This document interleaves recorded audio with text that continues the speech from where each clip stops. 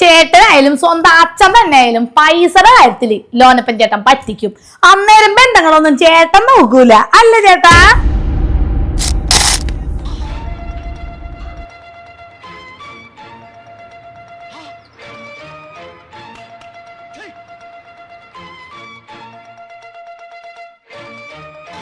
ഇവിടെ ആരും ഇല്ലേ?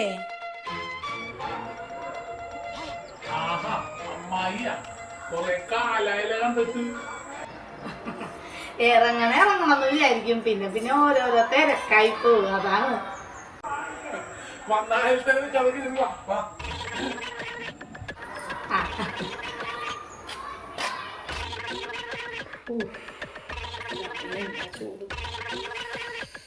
സതീശനന്റെ മേശനൊക്കെ അവന്മാര് എന്തു പറയണം?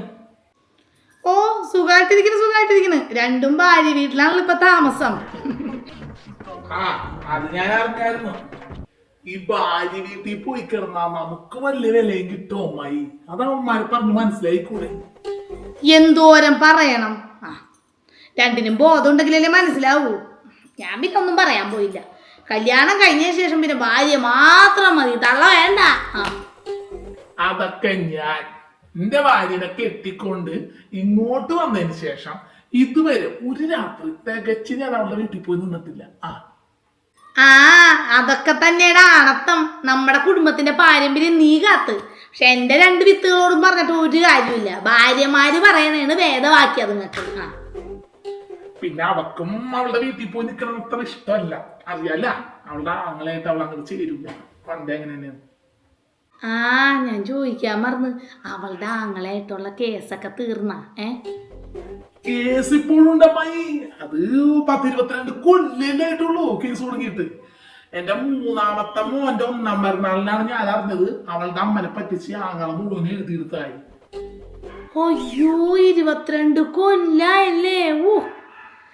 ഇന്നലെ കഴിഞ്ഞ പോലെയാണ് എനിക്ക് തോന്നണത്. ഞാനിവിടെ അന്ന് അവന്റെ ഇളയവന്റെ പിറന്നാളിന് വന്നപ്പോ ഇവിടെ ഉന്തും തള്ളൊക്കെ ഉണ്ടായത്. അവളെ ഇടക്ക് അമ്മയെ കാണാൻ പോവാറുണ്ടായിരുന്നു.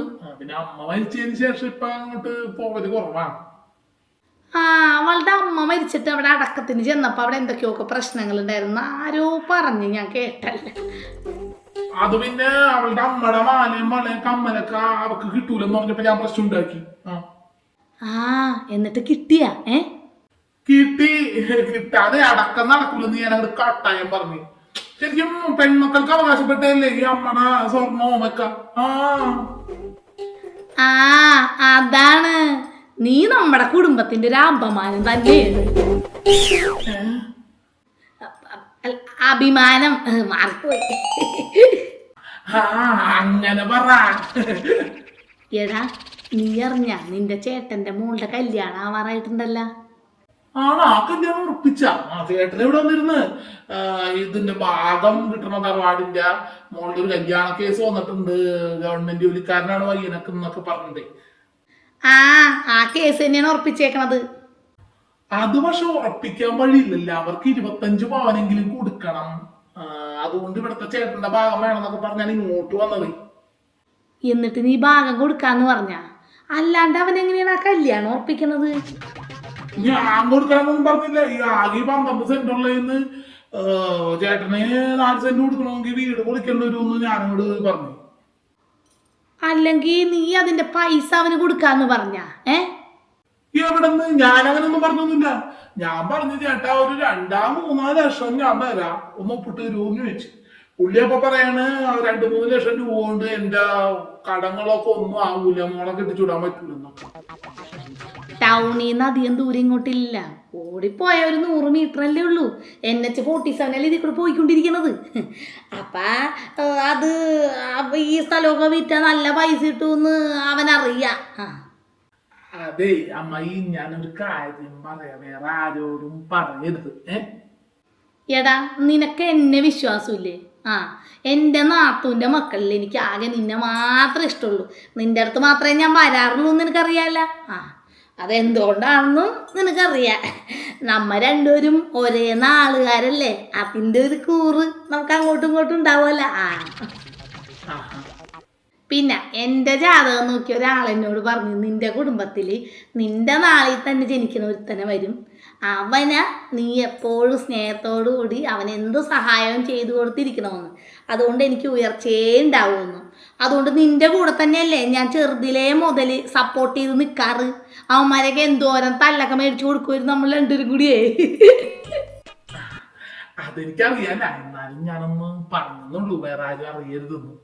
എന്താണ് കാര്യം? സീക്രട്ട് ഏജന്റാണ്? കുറച്ച് സീക്രട്ടാണ്. എടാ പറയടാ, ഈ ഞാൻ ആരോടും പറയൂലെന്നേ. അതെ, ഈ വഴി, നമ്മുടെ ഈ വഴിയില്ലേ, ആ വഴി മെയിൻ റോഡ് വരാൻ പോവുകയാണ്. ഇനിയിപ്പോ കുറച്ച് നാള് കഴിയുമ്പോ നമ്മള് ഗേറ്റ് തുറന്ന് പുറത്തോട്ട് ഇറങ്ങുമ്പോ NH-47 ഇറങ്ങുന്നത്. അതിനു മുന്നേ രണ്ടുപേരെ കൊണ്ട് ഒപ്പിടിച്ച് മേടിക്കുകയാണെങ്കിൽ റോഡ് വന്നാ പിന്നെ രണ്ടൊരു പ്രശ്നം ഉണ്ടാക്കും. ഞങ്ങൾക്ക് ഭാഗം കൂടുതൽ വേണം, അല്ലെങ്കിൽ പൈസ കൂടുതൽ വേണം എന്നൊക്കെ പറഞ്ഞു. പെങ്ങൾക്ക് ഞാൻ ഒരു 3 ലക്ഷം കൊടുത്തങ്ങട് ഒപ്പിടിച്ചെടുത്തു. പക്ഷെ ചേട്ടൻ അമ്പിനും വില്ലിനും അങ്ങോട്ട് അടുക്കണില്ല. ഞാൻ കുറെ നോക്കി, പക്ഷെ പുള്ളി അങ്ങോട്ട് അടുക്കണില്ല. ഞാൻ ആദ്യം കുറെ പറഞ്ഞേ പൈസ ഇല്ല, അതില്ല ഇതില്ല എന്ന് പറഞ്ഞു. പിന്നെ പുള്ളിയുടെ മോളുടെ കല്യാണം 25 പാവം മേടിക്കണം എന്നൊക്കെ പറഞ്ഞപ്പോ ഞാൻ പറഞ്ഞു ഒരു 3 ലക്ഷം തരാം എന്ന് പറഞ്ഞു. അപ്പൊ പറഞ്ഞു 3 ലക്ഷം കൂടെ എനിക്ക് ഒന്നും ആവൂലടാ, ഒന്നും നടക്കണ കാര്യമല്ല എന്ന് പറഞ്ഞു. അപ്പൊ ഞാൻ പറഞ്ഞു ഇത് നടക്കണ കാര്യമല്ല എന്ന് പറഞ്ഞു. കേസാണെങ്കിൽ കേസായിട്ട് മുന്നോട്ട് പോവാം, നമുക്ക് അതിന് പ്രശ്നമില്ല. നമ്മൾ കേസായിട്ട് 10-30 എല്ലാം കൂടി വലിച്ചിട്ട് നമ്മുടെ കാലം കഴിയും. പിള്ളേരുണ്ട് 3 അപ്പൊ അമ്മമാര് നോക്കിക്കോളും കേസിന്റെ കാര്യങ്ങളൊക്കെ. അപ്പൊ ചേട്ടൻ ഞാനത് പറഞ്ഞ് ഇഷ്ടപ്പെട്ടിട്ടില്ല. അപ്പൊ തന്നെ ഒന്നും പറയാണ്ട് ഇറങ്ങിപ്പോയി. ആഹാ, ഇങ്ങനൊരു സംഭവം ഇതിനിടക്ക് ഉണ്ടായിരുന്നല്ലേ? എന്നാ പിന്നെ നിനക്ക് അവനോട് എന്തെങ്കിലുമൊക്കെ പറഞ്ഞ് അതൊന്നും ഒപ്പിടിച്ച് മേടിക്കായിരുന്നില്ലേടാ? അവനോട് 2 സങ്കടം പറഞ്ഞ അവന്റെ മനസ്സലിയും അവൻ എവിടെയും ഒപ്പിട്ട് തന്നേനെ. പണ്ടായിരുന്നെങ്കിൽ നടന്നേനെ. ഇപ്പൊ ചേട്ടൻ ഫുള്ള് ഭാര്യയുടെ കൺട്രോളിലാണ്, അതുകൊണ്ട് നടക്കില്ല അമ്മായി. ഒരു പണി ചെയ്യാം. എന്തായാലും മോളുടെ എൻഗേജ്മെന്റിന് എന്നെ വിളിച്ചിട്ടുണ്ട്. അതേ ആൾക്കാരെ വിളിക്കണമെന്നാ പറഞ്ഞത്. എന്നെ ഇപ്പം ഇന്നലെ വിളിച്ച്, അതാണ് ഞാൻ ഇന്ന് തന്നെ ഇങ്ങോട്ട് വന്നത്. അപ്പം പിന്നെ അന്നേരം ഞാൻ എന്തെങ്കിലും പറഞ്ഞത് ശരിയാക്കി തരാം നിനക്ക്. നീ ഒരു 3 ലക്ഷം രൂപ പൈസ ആയിട്ടെടുത്ത് വീട്ടിൽ വെച്ചോ. അപ്പം എന്തെങ്കിലും ആവശ്യം വന്നാൽ പെട്ടെന്ന് അങ്ങോട്ട് കൊടുത്ത് ഒപ്പിടിച്ച് മേടിച്ചെടുക്കാമല്ല. എന്നാ പിന്നെ ഞാൻ ഒരു മുദ്ര പേപ്പർ റെഡിയാക്കി വെക്കാമായി. അതൊക്കെ നീ എന്താന്ന് വെച്ചാൽ റെഡിയാക്കി വെച്ചോ. അവനെ കൊണ്ട് ഒപ്പിടിച്ച് തരുന്ന കാര്യം ഈ അമ്മായി ഏറ്റ്. പിന്നെ കാര്യം കണ്ടു കഴിയുമ്പോൾ അമ്മായിനെ നല്ല രീതിക്ക് കാണാൻ നീ മറക്കരുത് ട്ടാ. എന്തെങ്കിലും ഞാൻ കാര്യമായിട്ട് തരും അമ്മായി. അറിയാല, പണ്ട് ചേട്ടൻ ഈ വീടിന്റെ മുകളിൽ വാടകയ്ക്ക് താമസിക്കാന്ന് പൈസ കിട്ടും എന്നൊക്കെ ആ ബുദ്ധി അമ്മായി പറഞ്ഞു തന്നപ്പോ ഞാൻ അമ്മായിക്ക് 2 മണി മാലയില്ല അങ്ങോട്ട് തന്നത് മറന്നാ. അതെനിക്ക് ഓർമ്മയുണ്ട് മോനെ. പക്ഷെ ആ മാല എനിക്ക് അങ്ങോട്ട് ഉപകാരത്തിൽ പെട്ടില്ല. പിറ്റേൻ്റെ മാല മേടിച്ചു വിടുന്ന ഞാൻ പോയി പിറ്റേ ദിവസമാണ് അമ്മാവൻ സ്ട്രോക്ക് വന്ന് വീഴുന്നത്. ആ മാലയൊക്കെ അങ്ങനെ അങ്ങോട്ട് പോയി. അമ്മായി പേടിക്കണ്ട, ഈ പ്രാവശ്യം അമ്മായിക്ക് ഉപകാരമാവുന്ന സാധനം ഞാൻ അങ്ങോട്ട് തരും പോരെ. അത് മതി. എടാ നീ അറിഞ്ഞ അവന്റെ മോളുടെ കല്യാണം നോ ഗോൾഡ് മാരേജ് ആണെന്ന്. അതെന്ത് കല്യാണം? അയ്യോ എടാ, അത് ഈ ഇൻസ്റ്റയിലൊക്കെ ഇപ്പൊ കണ്ടിട്ടില്ലേ, നോ ഗോൾഡ് മാരേജ് എന്ന്. സ്വർണ്ണം ഒന്നും ഇടൂല പെണ്ണ്, വരവൊക്കെ ഇട്ട് അങ്ങോട്ട് ഇറങ്ങും കല്യാണ പന്തലിലോട്ട്. അതാണ് ഇപ്പത്തെ ട്രെൻഡ്. ഇൻസ്റ്റയിലൊക്കെ കണ്ടിട്ടില്ലേ നീ? നമുക്ക് എവിടെ നിന്നാണ് ഈ ട്രെൻഡിങ് ഒക്കെ കാണാൻ നേരം? നമ്മളാണെങ്കിൽ കട വിട്ടാ വീട് വിട്ടാ പറമ്പ്, അങ്ങനെ ഇങ്ങനെ റൗണ്ട് അടിച്ചുകൊണ്ടിരിക്കുകയാണ്. ആകെ ഞാൻ കുറച്ച് ദിവസം റെസ്റ്റ് എടുത്തെന്ന് പറഞ്ഞ് ആ ബ്ലോക്ക് വന്നില്ലേ, അന്നേരം ഓപ്പറേഷൻ ചെയ്തപ്പോഴാണ് ഒരു 2 ആഴ്ചയോളം റെസ്റ്റ് എടുത്തത്. അല്ലാതെ നമ്മള് വെറുതെ ഇരിക്കാറില്ലല്ല. ഇന്നിപ്പോ എവിടെയും പോകണ്ട. പിന്നെ എനിക്കൊരു കായ കൊടുക്കാനുണ്ടായിരുന്നു. അപ്പൊ അത് കൊടുത്തിട്ട് ഇവിടുത്തെ പണിക്കാരനെ പൈസ കൊണ്ടുവരും. അപ്പൊ അതുകൊണ്ട് വെയിറ്റ് ചെയ്തിരുന്നാണ്. അങ്ങനെ ഒരു ട്രെൻഡ് ഇപ്പൊ ഇൻസ്റ്റയിൽ ഇങ്ങനെ കിടന്ന് ഓടിക്കൊണ്ടിരിക്കുന്നുണ്ട്. എന്തായാലും അത് പിടിച്ച് ആ ട്രെൻഡ് പിടിച്ച് അങ്ങോട്ട് പോവുകയാണെങ്കിൽ സ്വർണ്ണമൊന്നും കൊടുക്കേ വേണ്ട, പൈസ ലാഭവും. അല്ല, സ്വർണം മേടിക്കാനുള്ള പൈസ അവൻ്റെ കയ്യിൽ ഉണ്ടാവില്ല, എവിടെ നിന്നുണ്ടാവാൻ. എനിക്കതല്ല, പെൺകൊച്ചെ സ്വർണത്തിന് ഇത്തിരി ആർത്തിയുള്ള പെൺകൊച്ചായിരുന്നല്ല, അതിനെങ്ങനെ ഈ കല്യാണത്തിന് സമ്മതിപ്പിച്ച്? അതൊക്കെ അവനും അവളും കൂടി പറഞ്ഞ് അങ്ങോട്ട് സമ്മതിപ്പിച്ചിട്ടുണ്ടാവുന്നേ. ചേട്ടാ അറിഞ്ഞ എന്താടി? നിങ്ങളുടെ ചേട്ടന്റെ മോളുടെ കല്യാണമാണെന്ന് 2 ആഴ്ചയും എൻഗേജ്മെന്റ് ഉണ്ടെന്ന് ഇപ്പൊ സരോജിനി ചേച്ചി വിളിച്ചപ്പോ പറഞ്ഞാണ്. അതിന്റെ കാര്യം തന്നെയാണ് ഞാനും അമ്മായി പറഞ്ഞോണ്ടിരുന്നത്. വേറൊരു കാര്യമുണ്ട്. അതെന്താടി? കല്യാണേ നോ ഗോൾഡ് മാരേജ് ആണെന്ന്. അതുകൊണ്ട് ഭാഗ്യായി, നമുക്കൊന്നും കൊടുക്കണ്ട. അല്ലെങ്കിൽ നമുക്ക് ഒന്നും കൊടുക്കേണ്ട ആവശ്യം വരില്ല. നമ്മുടെ കല്യാണത്തിന് 2000-3000 ഒക്കെയാണ് വെച്ച് തന്നിട്ടുള്ളൂ. അപ്പൊ പിന്നെ അത്രയൊക്കെ തന്നെ നമ്മൾ തിരിച്ചു കൊടുത്താൽ മതിയാവും. നമുക്ക് ആൺപിള്ളേരാണല്ലോ, അപ്പൊ എല്ലാവരും അത് തന്നെയാണ്. ആൺപിള്ളേരല്ലേ, ജോലിക്കാരല്ലേ, അപ്പൊ അവർക്ക് പൈസ ആവശ്യമില്ലെന്നും പറഞ്ഞിട്ട്. ആൺപിള്ളേരാണെങ്കിലും പെൺപിള്ളേരാണെങ്കിലും പൈസ ആവശ്യമുണ്ട്. ആരും തന്നില്ല. അതിനൊക്കെ ഞാൻ വെച്ചിട്ടുണ്ട്, എല്ലാത്തിനും എഴുതി വെച്ചിട്ടുണ്ട്. ഒരു നമ്മുടെ വാസന്തി ചേച്ചി ഉണ്ടായിരുന്നു പണ്ട് താമസിക്കുന്നത്. പുള്ളിക്കാരി എനിക്ക് 500 രൂപ വന്നത്. ഞാൻ എന്ത് ചെയ്ത് അതിന്റെ മോളുടെ കല്യാണത്തിന് 499 കൊടുത്തു.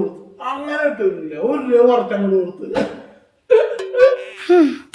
എന്നാലും കുടുംബത്തിന്റെ മാനം കപ്പൽ കയറ്റാൻ വേണ്ടി തുനിഞ്ഞിറങ്ങിയേക്കണം നിങ്ങളുടെ ചേട്ടൻ. അല്ലെങ്കിൽ ഒരു മോളെ കല്യാണം കഴിപ്പിച്ചു വിടുമ്പോ എന്തെങ്കിലുമൊക്കെ മേത്തിട്ട് കൊടുക്കണ്ടേ? നമ്മുടെ പാരമ്പര്യത്തിന് എന്താണ്? എത്ര സ്വത്തുക്കളായിട്ട് കൊണ്ടുവരും പെണ്ണുങ്ങൾ, ഇങ്ങോട്ടും അങ്ങോട്ടും കൊടുക്കും. ഇതൊന്നും കൊടുക്കാണ്ട് ദാനക്കല്യാണം നടത്താൻ പോണ് നിങ്ങളുടെ ചേട്ടൻ. നമ്മുടെ മലയാളികളുടെ പ്രത്യേകതയല്ലേ, ഉള്ളത് മുഴുവൻ വിറ്റിട്ടാണെങ്കിലും നമ്മുടെ മോളുടെ കല്യാണം അങ്ങോട്ട് നടത്തണം. അയാൾക്ക് അങ്ങനെ ഒന്നുമില്ലെന്ന് തോന്നുന്നു. No gold marriage. അവരെന്തെങ്കിലും കാണിക്കട്ടെ. നമ്മളെ കല്യാണം വിളിച്ചാ പോവുക, കല്യാണം കൂടുക, തിരിച്ചു പോരുക, അത് മതി. വലിയ ഡെക്കറേഷനിൽ കൊച്ചനാണ് നെച്ചനാണെന്നൊക്കെ പറഞ്ഞ് കാലൊക്കെ പിടിപ്പിക്കാൻ വരും. അനുഗ്രഹം കൊടുക്കാം, അനുഗ്രഹം ഫ്രീ അല്ലേ? അനുഗ്രഹം കൊടുത്താൽ വിട. പൈസ ഒക്കെ കൊടുത്ത അത്രയും വലിയ സ്നേഹം കാണിക്കണോ? എനിക്ക് താല്പര്യമില്ല. ആ കൊച്ചിന് അല്ലെങ്കിലേ കാണാൻ മേനില്ല. നിങ്ങളുടെ ചേട്ടന്റെ മോന്ത അങ്ങനെ തന്നെ പറിച്ചു വെച്ചേക്കാണ്. ഇനിയിപ്പൊ സ്വർണ്ണവും കൂടി ഇട്ടില്ലെങ്കിൽ ഒരു മേന ഉണ്ടാവൂല. അതൊക്കെ അവനല്ലേടി തോന്നണ്ടത്, ആരോട് പറയാൻ. എന്തായാലും നല്ല രസമായിരിക്കും കല്യാണം കാണാൻ. നമ്മുടെ കുടുംബത്തിലെ ഏറ്റവും കുറവ് പവൻ മേടിച്ച് കല്യാണം കഴിച്ചത് അവനാണ്. ഇപ്പൊ അവന്റെ മോളായി സ്വർണ്ണമൊന്നും ഇല്ലാണ്ട് കല്യാണം പന്തലിലോട്ട് ഇറങ്ങണത്. ഞങ്ങളുടെ 3 മക്കളും ആൺമക്കളും നല്ലോണം 100-125 പവനൊക്കെ മേടിച്ചാണ് കല്യാണം കഴിച്ചത്. എല്ലാരും കല്യാണത്തിന് വന്നവര് എന്നോട് ഒന്ന് പറഞ്ഞേ, ഇതുപോലൊരു കല്യാണം ഞങ്ങൾ കണ്ടിട്ടില്ലെന്ന്. മിക്ക കല്യാണം നമ്മൾ ഓരോ കല്യാണം കഴിയുമ്പോഴും ഇത്തിരി കൂടി നന്നാക്കി അവസാനത്തെ കല്യാണത്തിൽ ചെണ്ടമേളവും ഈ ഡാൻസ് കളിക്കുന്ന പെണ്ണുങ്ങളും എല്ലാം കൂടി വെച്ച് ഒന്നും നോക്കിയില്ല അല്ലേട്ടാ. ആ അതൊരു ശരിയാണ് കേട്ടാ, ശരിയായുള്ള കാര്യമാണ്. എന്നോട് തന്നെ എത്ര പേര് ചോദിച്ചിന്റെ അമ്മേ എന്താണത് പൈസ വാരി എറിയണാന്ന്. പണ്ടേ ആ പെൺകൊച്ചി ഇവിടെ വന്ന് നിൽക്കും, കൊച്ചമ്മേന്നും വിളിച്ചിട്ട് പറ്റും. ഞാനപ്പോ ഒരു ദിവസം ഞാനിങ്ങനെ മാലകൾ ഇങ്ങനെ പലതും മാറ്റി ഇടുമല്ലോ ഓരോ ദിവസം. അപ്പൊ ഒരു ദിവസം മാല ഇങ്ങനെ ഇട്ടുകൊണ്ടിരുന്നപ്പോ ആ പെൺകൊച്ചി എന്നോട് ചോദിച്ച്, കൊച്ചമ്മ ഇത് സ്വർണ്ണോണാന്ന് ചോദിച്ചു. ഞാൻ പറഞ്ഞു തനി തങ്കമാണ്, കൊച്ചച്ഛൻ ദുബായിന്ന് മേടിച്ചിട്ട് തന്നാന്ന് പറഞ്ഞു. അപ്പൊ അതൊരു വർത്താനം പറഞ്ഞു. ഇപ്പഴും ഞാൻ ഓർക്കുന്നുണ്ട്, എന്റെ കല്യാണത്തിന് ഇതിലും വലിയ മാല ഞാൻ ഇടുന്നു. ആ കൊച്ചാണ് നോ ഗോൾഡ് മാരേജിന് അതെങ്ങനെയാണ് സമ്മതിച്ചതെന്നാണ് എനിക്ക് അതിശയേ. ഞാൻ മര്യാദക്ക് ചേട്ടനോട് പറഞ്ഞു, ചേട്ടാ 2-3 ലക്ഷം ഞാൻ തരാ, ചേട്ടനോട് ഒപ്പിട്ട് തന്നു. അപ്പൊ അത് വെച്ചെങ്കിൽ അപ്പൊ എന്തിനീ സ്വർണം മേടിച്ചു കൊടുക്കായിരുന്നു. 2-3 പവൻ കിട്ടുള്ളൂ, മതിയല്ല. അത് തന്നെ പോളിച്ചപ്പണികൾ കിട്ടാ പോലെ. അപ്പൊ അവന് സ്ഥലം മതി, എനിക്ക് സ്ഥലം മതി. സ്ഥലം കിട്ടിയിട്ട് എന്ത് ചെയ്യാൻ മുണുങ്ങാൻ പറ്റുമോ? ഇനിയിപ്പൊ ഞാൻ ആ സ്ഥലം കൊടുക്കുവോ? എത്ര കൊല്ലം കേസ് വിളിക്കണമെങ്കിൽ കേസ് വിളിക്കട്ടെ, അത്രേ ഉള്ളൂ. വേറെ പരിപാടിയൊന്നുമില്ല. എന്റെ 2ാമത്തെ മരുമോളില്ലേ, അതിന്റെ ആങ്ങള അഡ്വക്കറ്റാണ്. ഞങ്ങളെ കൊണ്ട് വാദിപ്പിക്കും. 20-25 കൊല്ലം അങ്ങോട്ട് പോട്ടേന്നേ. അവന് ഇത് അപ്പൊ അത്ര നാളും ഞങ്ങൾക്ക് ഉപയോഗിക്കാല്ല. ഞങ്ങളുടെ കാലം കഴിയുമ്പോ പിള്ളേര് കേസായിട്ട് പോയിക്കോളും. പിന്നല്ലാണ്ട് അതന്നെ ചേട്ടൻ പറഞ്ഞാണ് ശരി. എന്റെ സംശയം ഇതിൽ കൂടെ റോഡ് വന്ന കാര്യം ചേട്ടൻ അറിഞ്ഞു. അല്ലെങ്കിൽ സ്ഥലം എന്ന് പറഞ്ഞിട്ട് ഇങ്ങോട്ട് വരൂലേ? നീ പേടിക്കണ്ട മോളെ, അവൻ എന്നോട് കുറച്ചു മുന്നേ ഇതെല്ലാം പറഞ്ഞിരുന്നു. അമ്മായി ആയിട്ട് ആരോട് ഈ കാര്യം പറയൂല. ഇനി 6 മാസവും കൂടി കാലാവധി ഉള്ളൂ. അതിനുള്ളിൽ ഇതിൽ കൂടെ റോഡ് വരും. അതിനുള്ളിൽ എങ്ങനെയെങ്കിലും ചേട്ടനെ കൊണ്ട് ഒപ്പിടിച്ച് മേടിക്കണം. റോഡന്ന് അളക്കാൻ വന്നപ്പോ 2 പേര് ഇവിടെ ഉണ്ടായിരുന്നില്ല. നമ്മുടെ അയൽവാസികൾ. അപ്പൊ ഞാനാണെങ്കിൽ ആളെ കണ്ടിട്ട് നമ്മുടെ ഒരു സുഹൃത്തുണ്ട് ദാമോദരപ്പിള്ള, പിള്ള സാറിന്റെ മോൻ മരുമോൻ. ഞാൻ പിള്ള സാറിനെ വിളിച്ച് സാറേ ഇങ്ങനെ മരുമോൻ വന്നിട്ടുണ്ട് എന്ന് പറഞ്ഞു. അപ്പൊ പറഞ്ഞ അവളോട് ഞാൻ പറയാടാന്ന് പറഞ്ഞു. അപ്പൊ ആ വീട്ടില് വീട്ടിലൊന്നും കയറി പറയണ്ട, ഇവിടെ മാത്രം പറഞ്ഞാൽ മതി എന്ന് പറഞ്ഞു. അങ്ങനെ അതുകൊണ്ട് പ്രദേശത്ത് ആരും തന്നെ അറിഞ്ഞിട്ടില്ല. അപ്പൊ ഈ വീട്ടുകാരൻ വിറ്റ് പോവാൻ നിൽക്കുകയാണ്. അപ്പൊ ഞാൻ പറഞ്ഞേ ഇത്തിരി പൈസ ഒക്കെ ആണെങ്കിൽ എനിക്ക് ആ വീടും പറഞ്ഞുകൂടി മേടിക്കാല്ല. ഞാൻ പറഞ്ഞ് കുറച്ച് പൈസ അങ്ങ് കുറച്ച് പറഞ്ഞു, 26 ലക്ഷം പറഞ്ഞു. പുള്ളി എന്നോട് 36 എന്നൊക്കെ പറഞ്ഞു. ഞാൻ പറഞ്ഞു 26 ആണെങ്കിൽ നാളെ എടുക്കാന്ന് പറഞ്ഞു. അപ്പൊ പുള്ളി ഇപ്പൊ വൈകിട്ട് എഗ്രിമെന്റ് എഴുതിക്കാന്ന് പറഞ്ഞിട്ടിരിക്കുകയാണ്. അപ്പൊ എഗ്രിമെന്റ് ചെയ്ത് കഴിഞ്ഞാൽ ഇപ്പൊ 6 മാസം ഒരു 8 മാസം എഗ്രിമെന്റ് ചെയ്ത് കഴിഞ്ഞാല് പിന്നെ ഈ റോഡ് വന്ന് പോയാലും പൈസ പുള്ളിക്ക് അത് ഇത് കൊടുത്തുണ്ടേ നമുക്ക് ഗവൺമെന്റ് ഇത് മേടിക്കാം. അതാണ് ഞാൻ വിചാരിച്ചിരിക്കുന്നത്. പിന്നെ ഇവിടത്തെ ഒരു തള്ളയുണ്ട്, തള്ള ഞാൻ അറിയിരിക്കുകയാണ്. തള്ള മക്കള് അയർലൻഡിലാണ്. അവര് വിറ്റൂല, അവരെന്തായാലും ഇവിടെ തന്നെ ഉണ്ടാവും. അവർക്ക് ഗവൺമെന്റ് പൈസ കിട്ടും.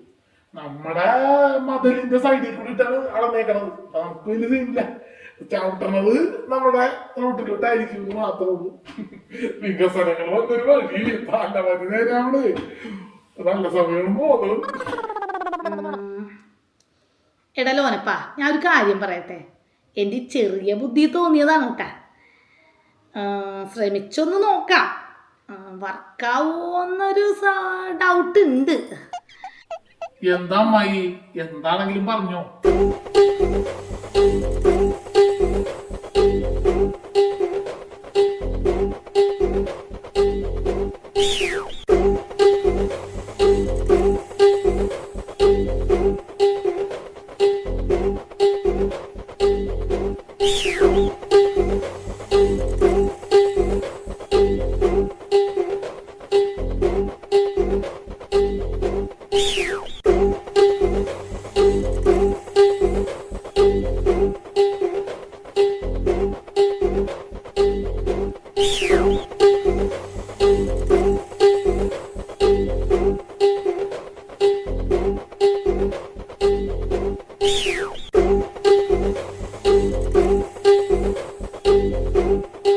ആഹാ, അമ്മായിയുടെ ബുദ്ധി നമ്മളൊക്കെ ചിന്തിക്കണതിന് അപ്പുറമുള്ള. അമ്മായി ആരാണ് മോളെന്നാണ് നിന്റെ വിചാരം? പലരും ഒരു പോംവഴിയില്ലാതെ ഇങ്ങനെ നിൽക്കുമ്പോ എന്നെയാണ് വിളിക്കാറ്. എന്തായാലും അമ്മായി പറഞ്ഞ പോലെ തന്നെ ചെയ്യാം. എന്തായാലും സ്ഥലത്തിന്റെ കാര്യത്തിൽ ഒരു തീരുമാനം ഉണ്ടാക്കണം, ഇല്ലെങ്കിൽ ശരിയാവൂല. നമുക്ക് സമയം കുറവാണേ. എന്തായാലേ അവന്റെ മോളുടെ എൻഗേജ്മെന്റ് ആവട്ടെ, എന്നിട്ട് വേണം അങ്ങോട്ട് പോയിട്ട് അമ്മായി പറഞ്ഞ പോലെ അങ്ങോട്ട് ചെയ്യാൻ. എന്നിട്ട് വേണം എനിക്ക് സമാധാനമായിട്ടൊന്ന് ഉറങ്ങാൻ.